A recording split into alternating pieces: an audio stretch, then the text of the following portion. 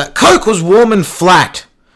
The world shouldn't do that to me on a fucking 40-degree day like this. I mean, fucking hell, man. I mean, you gotta know. Like, what the hell? So a lot of talk has been going on about this Game Boy Classic patent rumor bullshit tripe fuckknuckle, and I wanted to give my say not on the Game Boy Classic, but on the possibility, and unpossibility, of an N64 Classic. First, let's have a guess at the games that could be on this possible system.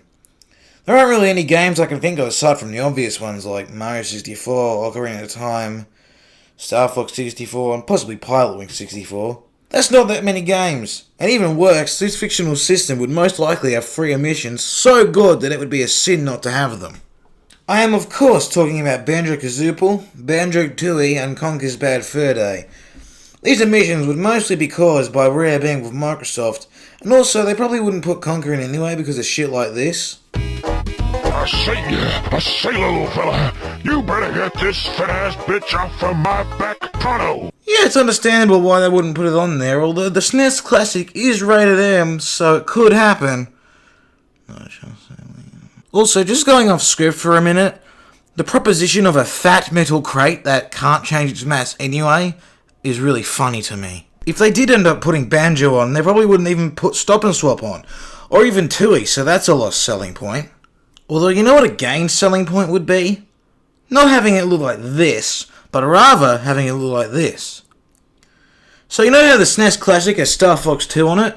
Well, if the N64 Classic had the very rare, or at least I think it's very rare, N64 disc drive games on it, it would literally make every Nintendo fan want one, including fucking me.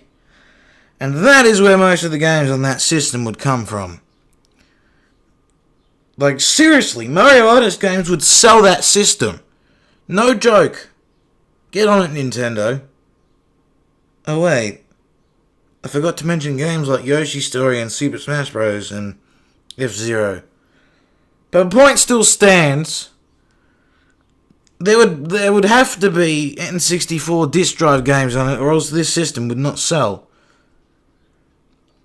I also didn't have any other points written down, so I'm just going to walk away slowly now.